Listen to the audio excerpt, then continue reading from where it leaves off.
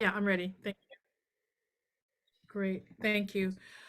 Um, this is just such an amazing day, and we're just so, and it always is. I'm so glad to be a part of the Thought Leader Thursday and all the fabulous guests that we have. And I'm particularly excited about Milagros being here. She was our keynote speaker at our conference, a retreat in 2022 in September. And I mean, it was just it was amazing. So if you missed that, you can get a little bit of a taste of her today and what she had to talk about. But I just want to welcome you all and say thank you so much for taking the time out to come to Thought Leader Thursday. Um, we do like to kind of start it with a treatment, a prayer, so that we can all kind of get in the same place, in the same page. So I'm going to call on I'm going to call on Martha. I know I didn't ask you before, but I know that you can do it. Would you open us with the treatment, please? Thank you. Knowing that there is definitely a race, and we are one race, that we're one race from a creator that is one, that we're here today conscious of that, developing that, expanding that, uplifting that, aligned with that, attuned with that, and that we're moving away from an old archaic way of being with that and toward rapidly and purposely, intentionally to dropping the blaming of one another and embodying and living into and from and outwardly demonstrating that we are in fact literally, physically, emotionally, psychically, psychologically, and spiritually in this together. We are all in this together. With great thanks for this, the race healer, Milagros Phillips, and blessing her words and her sharing here today, and knowing that ANTN is blessed, this Thought Leader Thursday is blessed, all the leaders here that are present to this and those that will hear this in the future have a shift in our consciousness, have an increase in our understanding, an increase in our will, in our imagination, in our faith, in our love, in our power, in our peace, and a definite increase in our letting go.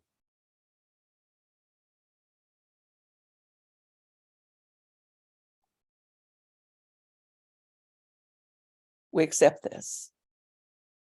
We join with this. We are this. We create and co-create a new way of being. And we dedicate and devote this time to the absolute certainty of that. And let it be so as we accept it as so. So it is. So it is. Thank you, Martha. So I do want to remind everyone that we do encourage questions and comments. We're going to let Milagros speak and on what she wants to speak on. She has about 50 minutes, and so we want to give her all of that time. But any questions or comments that you have, please raise your hand, and John will let me know, and I will call on you for sure. So thank you again, all of you, for being here. Milagros, thank you so much for being here. I'm going to try to give her a brief introduction, which is impossible because she's just so marvelous and done so many great things. But she's here today to talk to us about race literacy in so many ways, and she's known affectionately as the race healer. Milagros is the recipient of the 2021 New Thought Walden Award for Interfaith Intercultural Understanding. And she has recently been awarded the Global Book Awards Silver Medal for Politics and Social Justice for her book, Cracking the Healer's Code. She's a TEDx presenter, a 5-time author, certified coach, and she was named by Forbes Magazine as one of today's innovative leaders. She has spent over 35 years designing strategic learning programs for organizations seeking to enhance their diversity, equity, and inclusion initiatives through race literacy. Her programs use history and science and research and storytelling to create compelling, life-transforming experiences. I can go on, but I just want to give over all the time that is left for Milagros to speak and to talk with us about what she's here today and what she wants us to know. So we just give thanks so much for being here, Milagros. We love you. Thank you so much. Thank you for inviting me. I'm thrilled to be here. And Martha, thank you so much for introducing me to ANT. Thank you so much for that. Okay, so I like conversation around this stuff.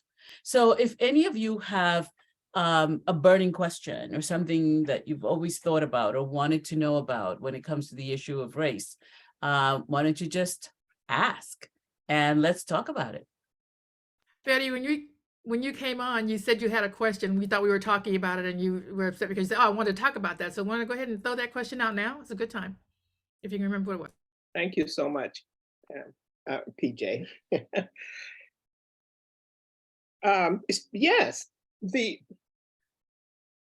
I tend to be like the African American families that you, Milagro, talked about in terms of, well, I already know. I know about that from the positive ways. I know about that from the negative ways.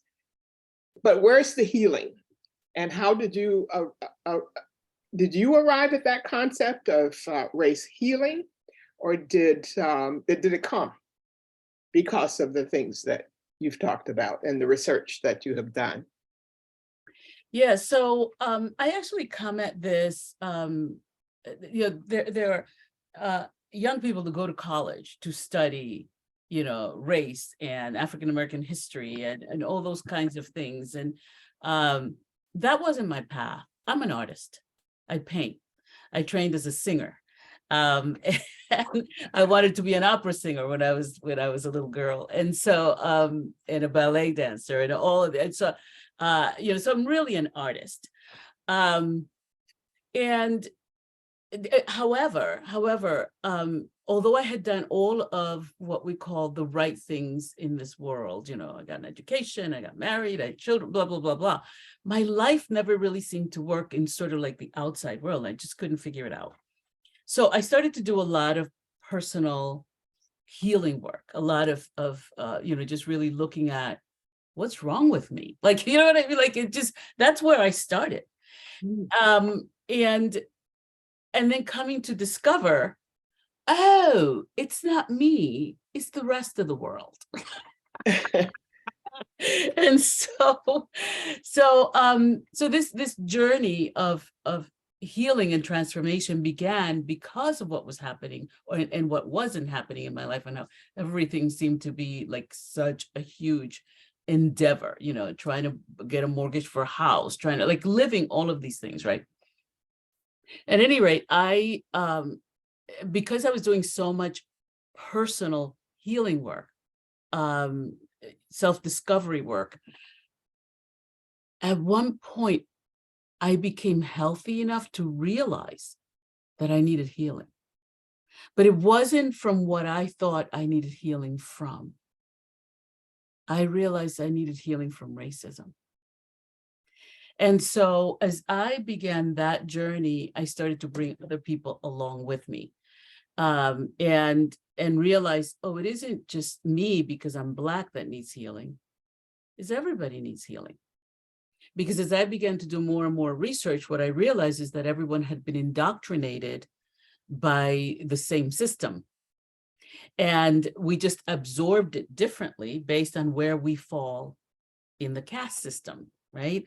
But what I realized was like, oh, everyone needs healing, to the point that today when things happen, rather than getting, all riled up about I'm right, they're wrong, and all of this stuff that used to happen with me, what I realized is, oh, I've encountered someone who deeply needs healing around this topic, deeply needs healing, and so so that's really where it sort of began for me.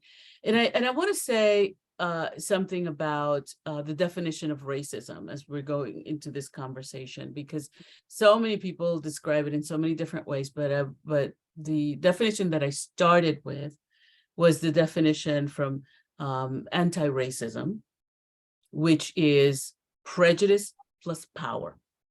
It's being prejudiced against a group and using your power to influence their lives.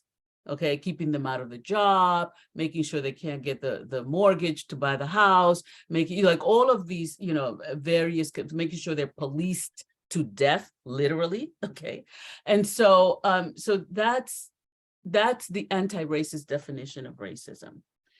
The definition of racism that I created, because I come at it from a healing perspective. And by the way, Betty, I'd never heard anyone talk about racism from the perspective of healing. In fact, I was the founding executive director of the National Resource Center for the Healing of Racism in Michigan many years ago. And that was one of the few places that actually used the word healing. And this was back in 1999, 2000. So my definition of healing is different from the anti-racism definition, which is prejudice plus power. My definition is racism is a condition created by hundreds of years of conditioning. And as a result of that definition, you better believe we need healing, right? Because it's about like the anti-racism definition is it's centered on effect. My definition is healing, which is centered on cause. Okay, so the cause of racism is hundreds of years of conditioning, which creates this condition that we now have to heal from, right? And it is the condition that causes people to be prejudiced, specifically racially prejudiced, because we all have prejudices, right? And biases and so on. But not all of our biases are institutional and systemic. And that's a big difference. Okay. And so it's really awakening to the reality that one is cause and the other one is effect. Because you have been indoctrinated, now you're prejudiced, right?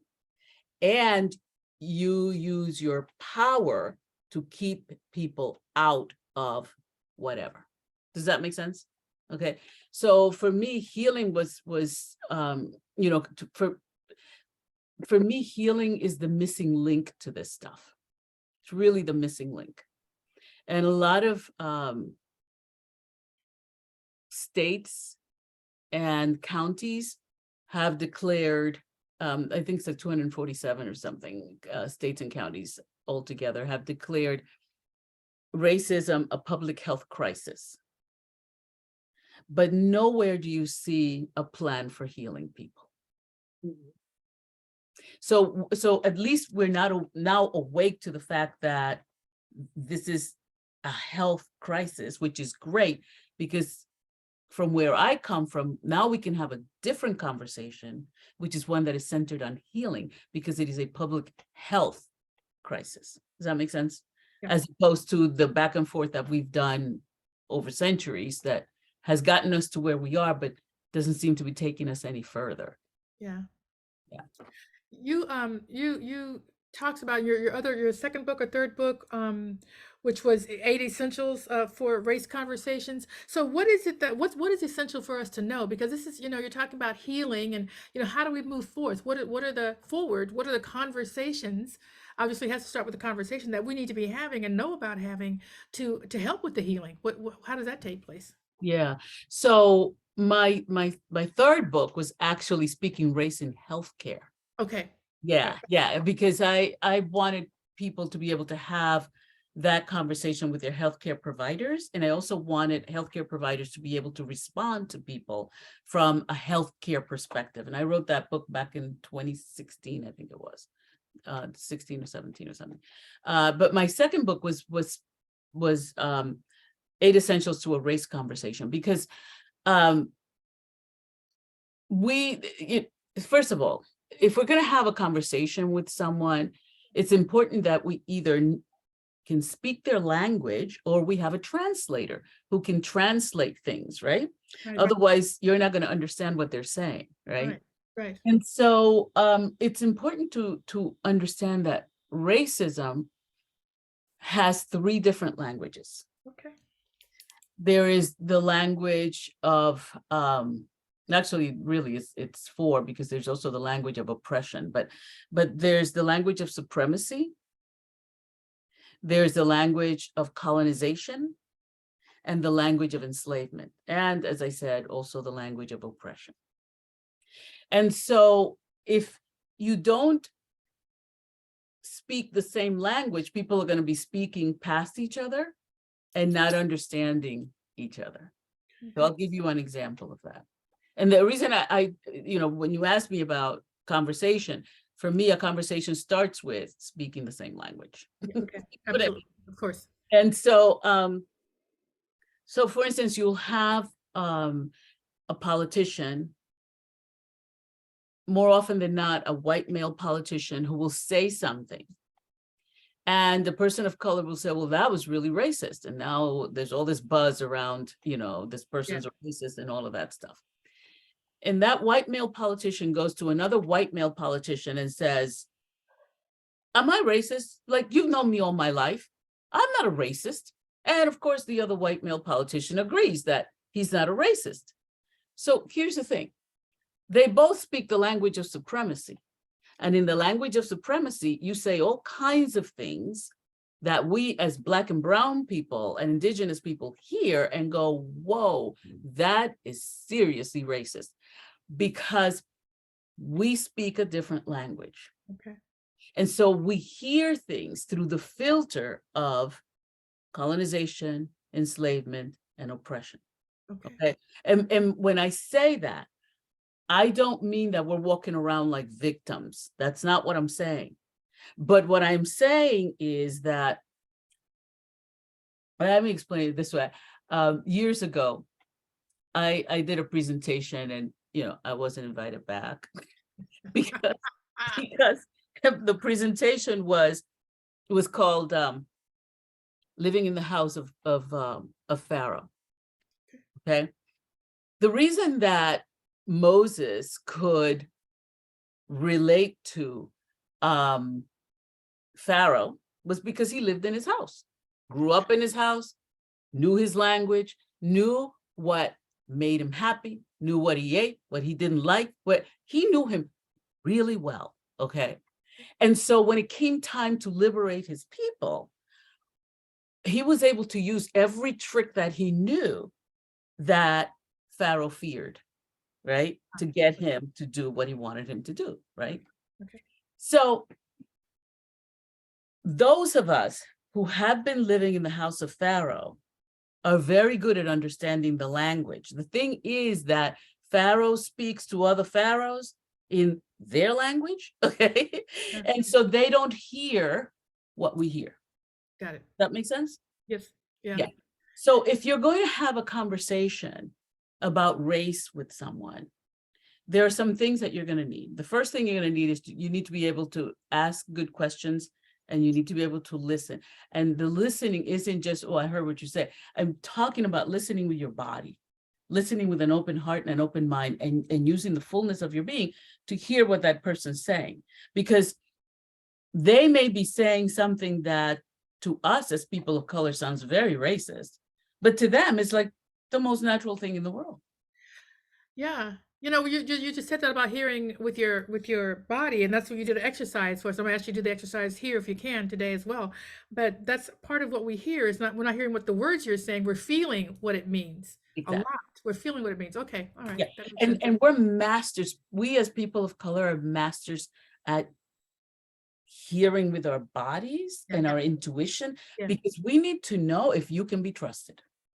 We need to know if we're safe with you. Yeah. We need to know if you're going to be somebody who's going to, betray us at any given moment in time. Right. Because part of the supremacy piece is the unconscious will to betray someone without even thinking twice about it, because to you, it's not a betrayal. Right. But to us, it is. Does that make sense? Yeah, oh, it does. Uh-huh. Does it make sense? Anybody else have questions? Does it make sense to everyone that's hearing? Anybody else have questions? Okay. Yeah. Abigail, do you have a question? Yes. I I really understand what you're saying. I would love to hear examples of words used by, like you had mentioned, a white politician. What would be the words that would really trigger the feelings of African Americans? What are the words we need to stay away from? What are those words that we have to cautious and not say? That's what I'd like to know. Yeah. Some real examples.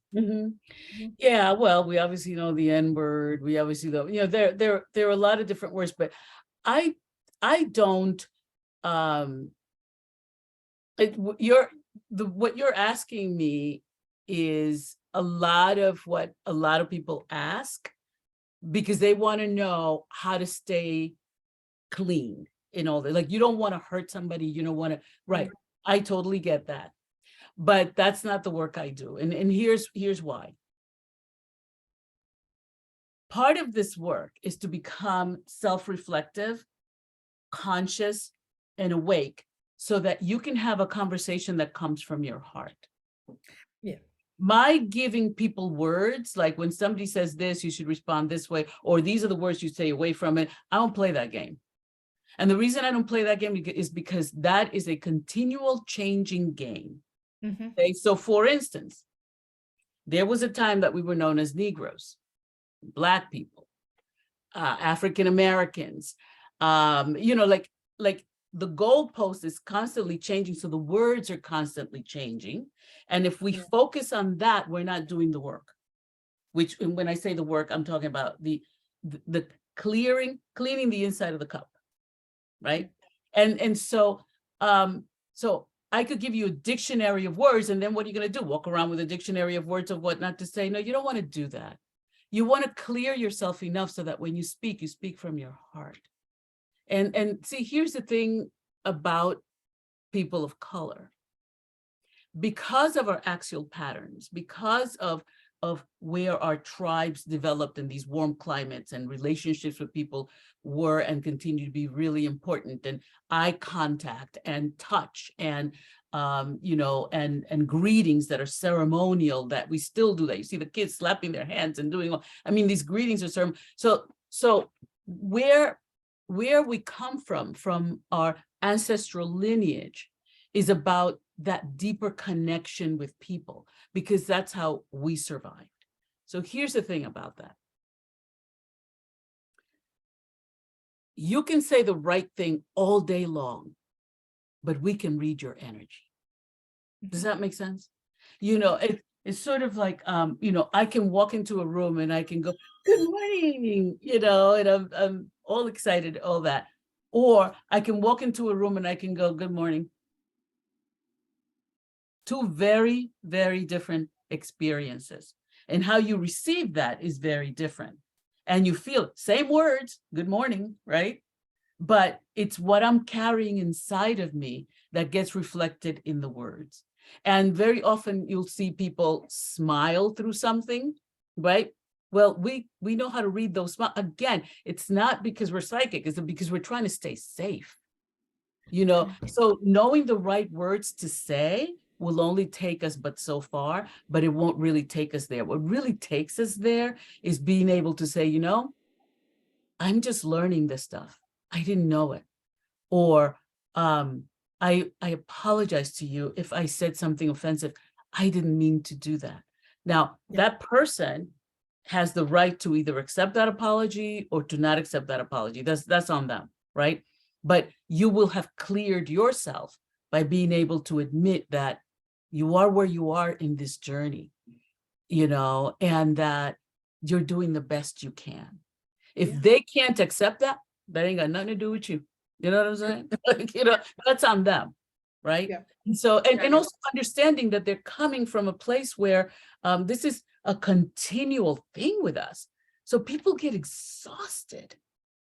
We get exhausted around having to answer questions, and something goes wrong and everybody turns to you because you're the only Black person in the room. Like this is a continual thing for us. So we get exhausted.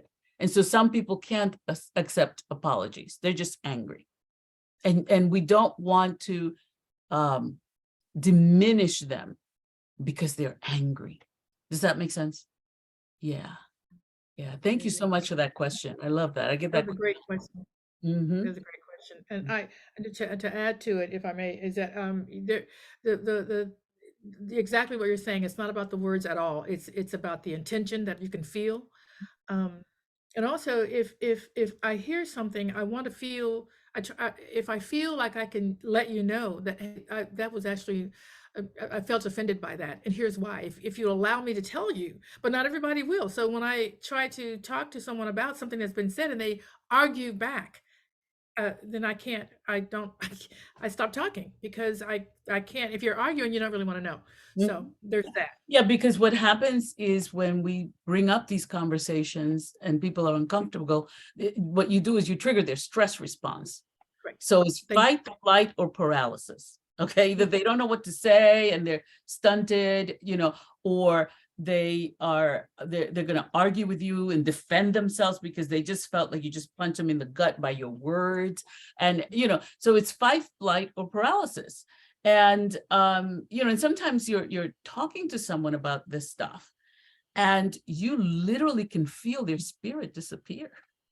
You're talking to the body, but ain't nobody home because they cannot be in the conversation with you. They can't ground themselves in that conversation because it's too painful for them. Yes. So what do we do on the other side is we get angry with them for disappearing on us, right? When in reality, what we need to start recognizing is people's pain around this stuff. Yeah. It hurt people. I mean, that's just a reality. And so it's the clearing away of the pain that allows us to be able to have these conversations. Because you have to remember that the white community, particularly our white-bodied community members, have been very well indoctrinated into not dealing with their intergenerational and historical trauma. And that's what shows up for them when you trigger them because they feel attacked. Here's the thing, though. Here's the thing.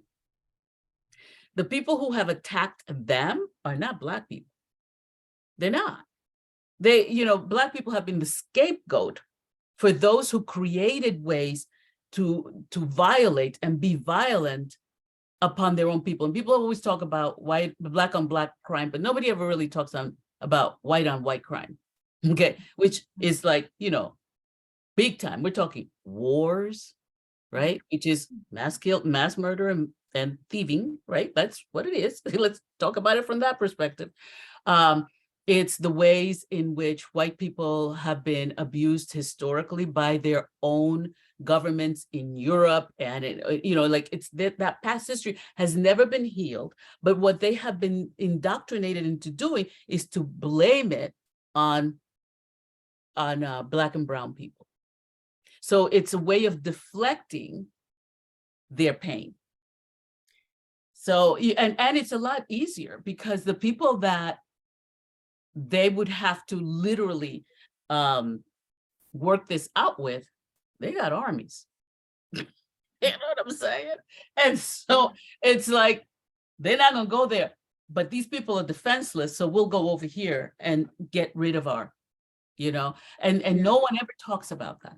But that is huge because the healing work that our white brothers and sisters have to do can't be done until they face the fact that they too have been oppressed and that there has been violence perpetrated against them that has never been healed. And so it's hurt people hurting other people. Does that make sense? And the hurt isn't just physical, it's emotional, spiritual, mental, like you name it, right? And so but it's so much easier to deflect it and say, oh, it's those people over there. I'm going to give you a very simple example of that, which is easier for people to grasp sometimes than the emotional and psychological piece of this. So you will often hear white-bodied people, particularly working class white males, say things like, well, those people are coming over here and stealing our jobs. Okay. But we never, ever, ever talk about the fact that those people coming over here, they don't have the power to take your job. They don't have the power to take, because they're not the employers. They don't own the factories. They don't own the organizations. They don't have the power to take your job. Who took your job are the people who decided that, well, we needed to make bigger profits. And if we're going to pay Americans the way that Americans want to get paid, we're going to take our factories overseas. That's who took your job. But what they show on the news is, you know, oh, this Black person took your job, or they took your place in college, or do you see what I'm saying? It's a way of deflecting responsibility for what is happening with you and say, oh, it's those people over there who are doing this to us. Does that make sense? Mm. We do that psychologically, emotionally, and spiritually. Oh, there's a couple of things in the chat. Thank you so much, Milagros, for what you're sharing with us. It's difficult. I mean, it's just tough. It's a tough conversation. It's There's a no question very about tough it. conversation to It's a have. very And, tough you know, conversation. and that's why we need compassion, because people don't know what they don't know. It's so Yes. much easier to just turn on the news and you don't have to think about it. You know, they say this. Let me give you just one more example. Yeah, I was okay. watching something recently on the news, and it was somebody had been killed. And the person who did the killing was a white-bodied male. But while the news is talking about this murder, they are showing Black hands in handcuffs. Mm. Eventually, they show the photograph of the person who actually did the murder, but your mind has already gone in another direction. Does that make sense? Yes. Okay, so it's the indoctrination piece that you have to pay attention to, and the way that you receive that, and how much of it is still living in your body. Yes. And how you then react to other human beings based not on their presence and who they are in this moment walking down the street, or who they are in this moment working in the office next to you, but you act out of them through the filters of your indoctrination. Okay. And you're not even aware of it. Yeah. So it's going in, right? Mm-hmm. Yeah, no, that's all of this. So you said it earlier, not just even about racism, but just about all of life. It's about just waking up to what is actually happening now in this moment. And that's just a difficult thing to do. But there's a couple of things in the chat that I want to get to. One is someone's asked that you repeat the definition of racism. Sure. Yeah. Yeah. So the anti-racist definition is prejudice plus power. The healing racism definition is it's a condition created through hundreds of years of conditioning. So one is cause, a condition created through conditioning, and the other one is effect. And let me say something about cause and effect. One of my favorite quotes is by Henry David Thoreau, and it says, "For every man beating." Let's see, for every man beating at the branches of evil, for every 1,000 people beating at the branches of evil, there's only one beating at the root. And so my work is beating at the root. The majority of people are working on the branches and the leaves and everything else. And that's not to say that you can't make a difference there, because you can. We need to work on the whole tree. Right? But my work is the work of transformation, and it's transformation at the root, which is the cause, right? Yeah, right. And then when we go, if we understand cause, it makes it a lot easier to work on effect. Exactly. And this is the law of cause and effect. I mean, you can't change the condition, you can't change the end result until you figure out how you got there to begin with and change that. So I agree with you on that. There's two more comments, and Mitch, I'm going to let you say it out loud if you will, but I have one more thing before you say that. There's someone is asking, so in what you've shared so far, they don't really see where the healing is coming from. So can you talk to more about where the healing comes from? How do we actually do that? And Michael, if I haven't said it correctly, please interject. Yeah. So healing is something that comes from within you. And how you start healing is by becoming race literate, becoming aware, beginning a course of understanding. And then not looking at it as an outside thing, like, oh, it's those people over there, or it's, but how am I playing a role in this? Healing is about taking personal responsibility. Healing takes courage. Healing requires learning something new and acting and being different from how we have been.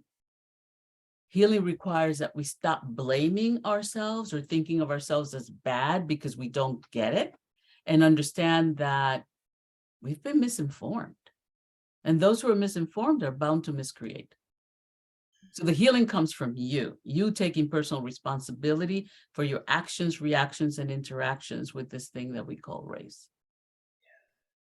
Yeah. And if you don't get, if it's healing is difficult, it's made more difficult by not understanding history. Why do you think they don't teach it in schools? You know what I mean? They don't teach this history in school, the history of race in schools, because when you understand the history, you start to liberate yourself. And I don't care what color skin you got. This is about our collective liberation, because how you treat another human being impacts you. Yes. And so this is about our collective liberation. And if when I always tell people, when you go to the doctor because you need healing, right, for, whatever it is, the first thing they do is they have you write down your history, because they need to understand what came before, what was going on with your ancestry, right, to understand what could possibly be going wrong with you now. This might be something that ran in your family or blah, blah, blah, right? So that's why they ask for the history. It's no different if you're healing racism. You need to understand the history. That's why I'm so bent on people doing race literacy, becoming race literate. I do a program every month on the first Monday, except if it's a holiday, first Monday of the month, called Race Literacy Lunch and Learn. It's just 1 hour a month, but people are finding that it's transformative for them. We have organizations that join and they have their people come. They open it up so that people can come once a month to this program, because it's not a one-off. We didn't get this way overnight. This is continual conditioning that happens. And if you're not awake and aware and engaged in something on a regular basis, then we slip right back to our old selves. It is what it is, right? And so it doesn't make us good or bad, right or wrong. It is what it is. And so so I do the race literacy lunch and learn the first Monday of every month at 12 noon Eastern, because I want to give people the opportunity to engage with one another about this from a more grounded, more spiritual, more loving and compassionate perspective. And so, and it keeps the conversation open.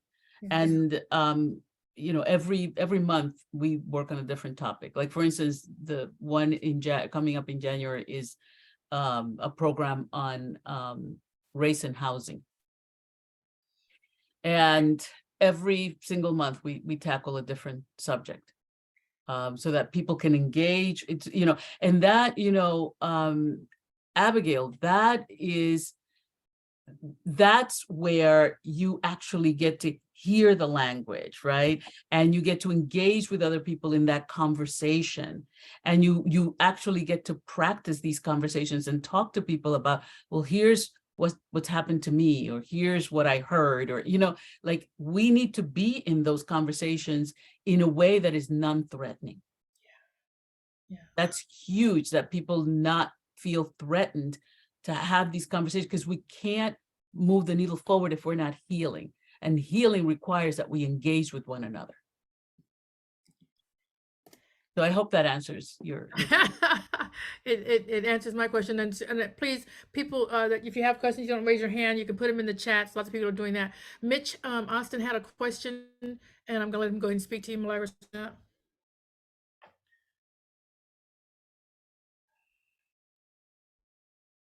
Mitch, you're on mute. There we go. Found it. Good to see you again. Good to see you. So clearly there's this, I'm going to call it a collective psychosis, right? That people need healing, but they don't think they need healing. Right? Story of my life. we have medicine that you need, but now we have to awaken you in some way that you're willing to start to receive it. Yeah. And you know, we're all spiritual leaders in here, and we want to bring some medicine to our congregation. And I guess I'm leaning into you to ask, how do we wake people up without making them run away or become defensive? Like, what does that gateway conversation look like? Good question. Yeah, I love that question. Good So question. the gateway conversation looks like, I just learned something I didn't know. Did you know? Blah, blah, blah, blah. Okay. So that's non-accusatory. It's not about the other person. It's about me and what I just learned. Oh, I never heard of that. Oh, that's probably nonsense. Oh, somebody made that up, and then you can go deeper into that conversation. But I find that the best way to have conversations on race, especially with people who are mired in the dysfunction and don't even want to move from there because they don't, because it serves them in some form or another, right? That the best way to have conversations with folks like that is to tell them what you've learned, not and phrase it in a question. I never heard any of this stuff. I didn't learn any of this stuff in school. I never heard of it. Like, what do you think about that? Oh, I think it's nonsense.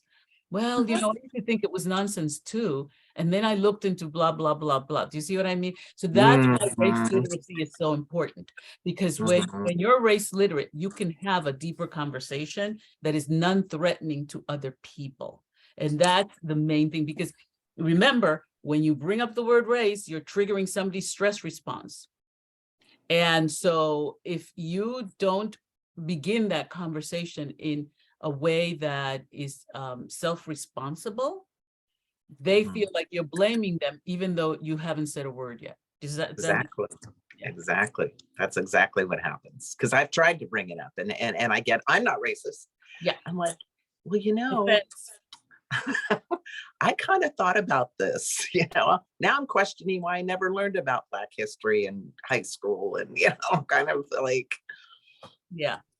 And and then the other thing is that's really difficult is we live in a world where you're supposed to have the answer. Even as a little kid, the teacher would point to you and you better have the answer, and so we're like, somebody, we have to have the answer kind of thing. And when you're talking to people about race literacy and you're bringing things up that they never heard of, you trigger their stress response, because what are you saying? I'm stupid? Oh, I don't know anything. You know what I mean? Like it's defense everywhere, right? And so so we have to be compassionate. We have to be delicate about the way that we bring that up. It's like, wow, I certainly had no, I'm still learning stuff every day, okay? Every day. About this stuff. The difference now is that I understand how it impacts me as an individual. And because I have that deeper understanding, I can choose whether I allow it to impact me or not. Does that make sense? Yes. Okay? Because you get to a place of self-awareness where you realize, to this day, I cannot watch movies or TV shows on the Holocaust. I can't. It is too incredibly painful for me. I just can't do it. A lot of the violent slavery movies, I don't go to see that. Everybody goes, did you see such and such? And I'm like, no. It's too close to home. You know what I mean? And it's the same with the Holocaust. It's too close to home. These are human beings on our planet that this happened to.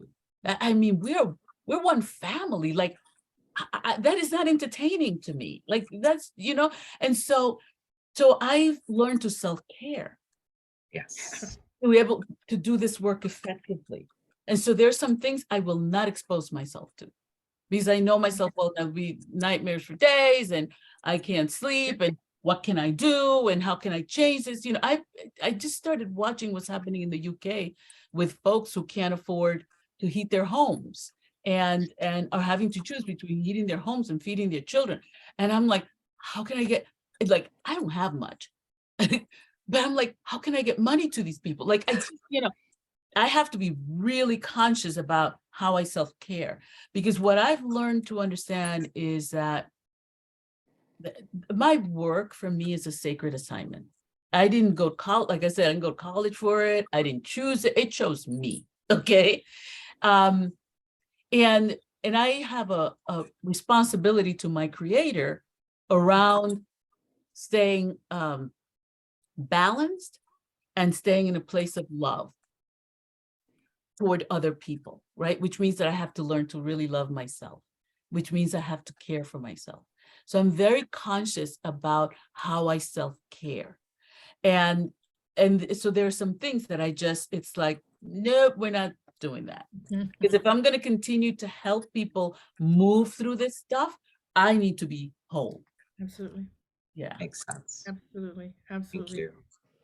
Ooh, just to let everybody know that Martha put into the chat information on Milagros's website and where you can get information on the race literacy lunch and learn and all the other things, the immersion class, all the other things that that Milagros is sharing with us. You can get that information on her website, and it is in the chat. Charles, you have a question? Thanks, Martha. You're muted, Charles. You're muted. I'm good at that. Here I am.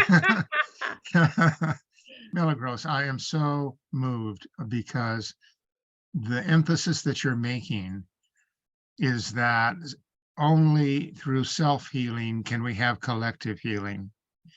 And after 50 years of ministry, I created a nonprofit called Mind Your Own Becoming, which is that the inner work must be first before we can have collective conversations of merit and value with one another about the fact that all lives matter. But the bottom line, there have been so many that have not. And how can we come to a new understanding for one another? And it has to begin with the willingness to do the soul work on yourself. And out of that practice, then our minds can open, because I believe the hearts are already open. It's our minds that close. It's our minds that close. And you clearly are someone who is so devoted to opening minds to the already open hearts that are thirsting for the unconditional love that we're all here for. So I thank you. And I want to be in touch with you about what I'm doing. But the bottom line, the gazillions of lives you're touching by the inner soul work that you've done, there's no way to define it. God bless you. Thank you, Charles. Thank you so much. Thank you. I Yeah. really appreciate you saying that. Yeah. Yeah. Yeah. I often people will ask me about, you know, where I train to do this work and all that. And it's so interesting to me because I really resisted doing this work. I got my calling when I was 13 years old, the day that Dr. King died.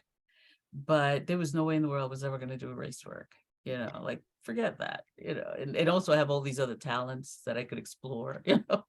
And so, but there came a time when it was time, and I haven't looked back.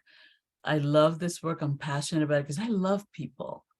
And I want us to live in a world where everybody feels safe to be everywhere and anywhere.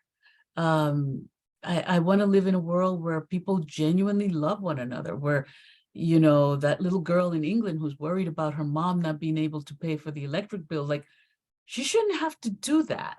She shouldn't have to live like that. That just doesn't make sense to me in a world where we have so much wealth and so much prosperity. And, you know, like the creator didn't know when to stop sending us prosperity. You know what I mean? Like you go into the woods and there isn't a blade of grass.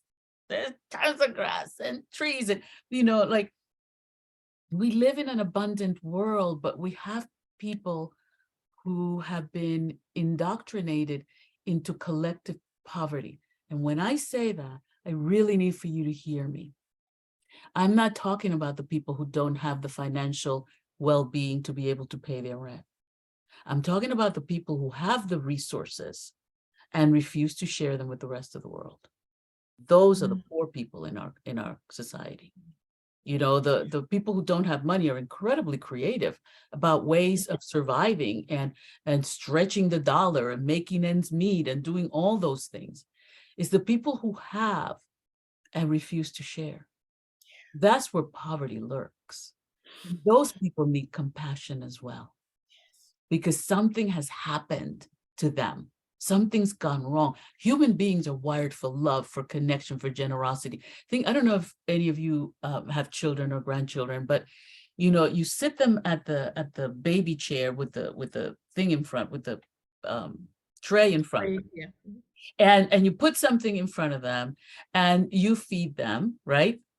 The moment that baby gets that spoon, the first thing they do is they try to feed you. They try to feed you. You see it, every baby does. It's like they all came from the same place, right? And so they all do that. That's who we are at our core. We are generous and we are loving and compassionate, and we want the best for not just ourselves, but also for other people. So, you know, that's what healing does, is it makes us aware. I got to tell you though, the one thing about healing is it's hard work. And it takes courage. It really does. It really does. So when people don't want to heal, I don't blame them. You know, because it's hard work, but it's so worth it. It's so, because it's like you wake up smiling kind of thing. You know, like there's this inner joy about our connection with one another that we have been stunted in because of this stuff. So this is about our collective, individual and collective liberation. Oh, yeah. Thank you, Reverend Charles. Thank you so much. Okay, Betty, you have another question or point? Well, I just want to say I'm so glad you sort of culminated all of that beautiful knowledge and spiritual connections and so forth with it's very difficult. It's not, and it is very difficult because it's summarily, it's like the COVID-19 vaccine. You took it twice and you thought you were done. Sorry. The boosters go on. The boosters are a necessity. Yeah, that's why I do those boosters once a month. Yes, I was going to say, and you talked about some of the boosters, and now I am beginning to see the connections and how the healing occurs, engagement, listening, all of the things that you've said, and constantly being willing to be in conversations with, which is why when I was growing up in the South, I thought, well, how on earth are white people going to learn to like me because they don't even want to be with me? Well, and I was right. When I grew up and got older, I thought those who were around me, it's like, well, there is an appreciation that comes from that comes from them, even for those who pushed me aside at one time when I was younger. So my next question was, how do you bring cause and effect together? But that's what you're talking about. There's cause and there's effect, but you have to bring them together in a diversity of ways. And that word diversity, that's why it was so important. That's why it is still important that we are not interacting only with ourselves. Yeah. Yeah, we don't live in a vacuum. No. Yeah, we do not. Yeah. We have just a couple of minutes, and we have a couple of things that we need to get to as well. So, Milagros, I'd like to allow you to have the last word. And what is it that you'd like to leave us with, knowing about you, or what action step we might take? What do you want us to leave here knowing today? Sure. Yeah. Join the Lunch and Learn. It's well worth the 1 hour a month that you spend, and that interaction with people from different industries and different companies, getting together with them is a wonderful thing to do. Just mind your own business, right? Like Dr. Charles said, like, you know, when things happen and you have a reaction, to ask yourself, where's that coming from? You know, and if you find yourself that you're overreacting, it's that whole thing. It was, you know, me thinks she does protest too much, right? Yeah.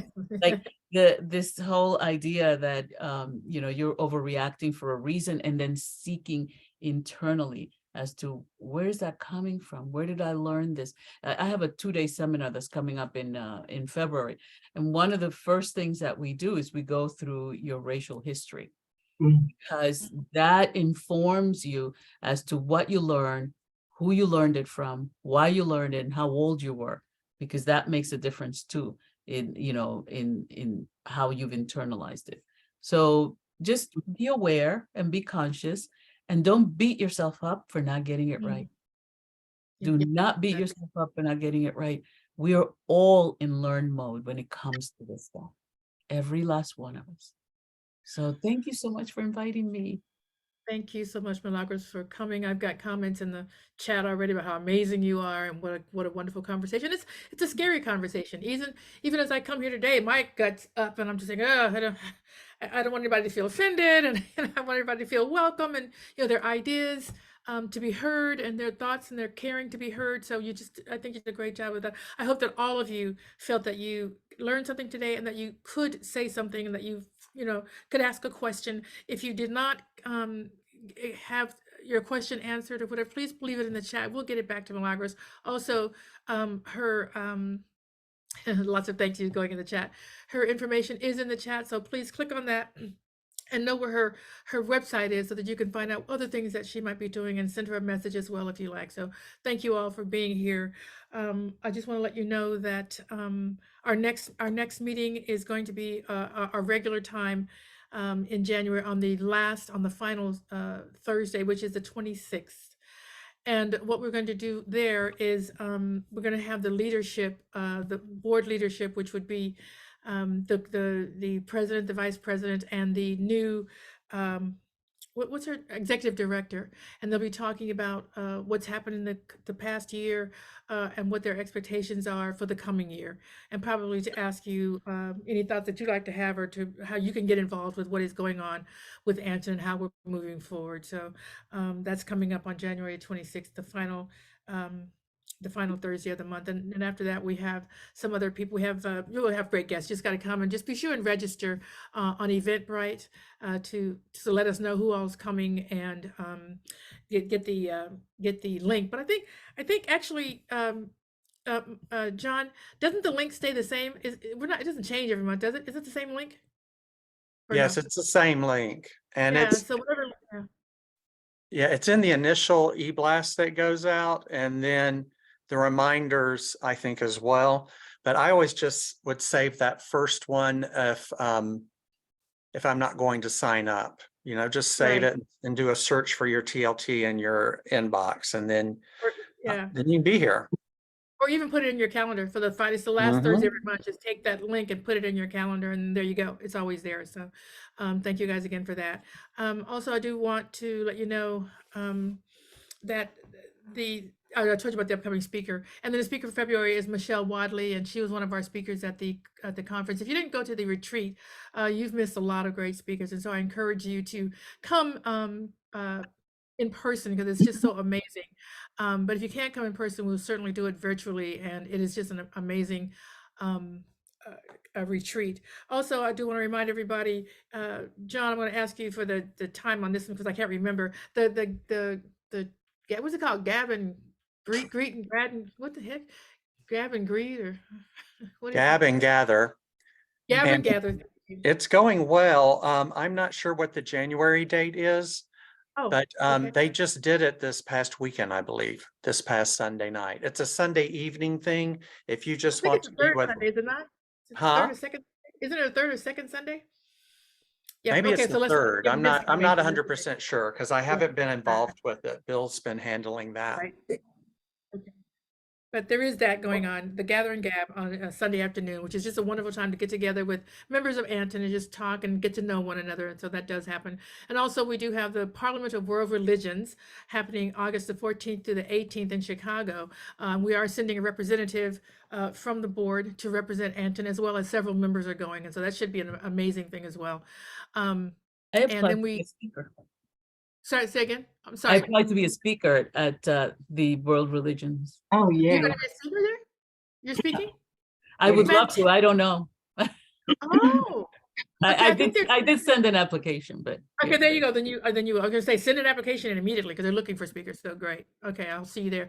Mary Beth, you have one thing to say? I mean, it's only noon, but quickly. Yeah, Pjae, I just wanted you to touch on how people can access the recordings on TLT. How I don't can know we- that. John, do you know? Yes, I do. I don't know. Thank you. It's Thank you going to very go to our YouTube channel, which is affiliated New Thought Network, Family and Friends. And then it's going to go from there. It'll be out forever in YouTube. And I'm going to post it on the ANTN or the affiliated New Thought Network Facebook page. And then I'm going to also post it on the ANTN I think it's Friends and I'm already confused. The ANTN Community Happenings page. And that's a group page that most everyone's already a member of. It'll be either this evening or tomorrow morning. It takes a long time to get it up there and then back to where I can work with it. Perfect. Okay. Thank you. Sure. Thank you. Can you go ahead and give Steve a co-host thing so he wants to feed Here it us? comes. There you go. Oh, Thank you so much, Steve. There's our breakfast. This is our lunch Beautiful. treat. I'm in, It is, East it is. Coast. Calorie free. So thank you so much. Steve. Hmm. It's also Beautiful. kosher. It's kosher as well. Perfect. Thank you guys so much for being Thank here you, today. It was Dr. great Steve. progress. Thank you so much. And I hope to see you at the World Congress. I'll definitely see you on your lunch and learn on the first Won- Mondays. For Wonderful. sure. Thank you. Thank you. you. Thanks, guys. everyone. Bye. Thank you. Thanks very much. Thank you, everyone. Thank you so much. Thank you, Pjae. Yay. Wonderful. Thank you. Thank you, Milagros. Thank So you, thank you, Absolutely, everyone. Beth. It was just amazing. Thank you, Thank Martha, you. for suggesting Thank you, Milagros as Martha. well. Yeah. Thank you all for being here. Yay. Thank you. Hi, Pjae. Thank you so much. Good to see you. How you doing, baby? Good to see you. Well, how are you? Where's Margaret? Would she disappear? Ooh. Margaret, Oh, there she she's out on the ground somewhere.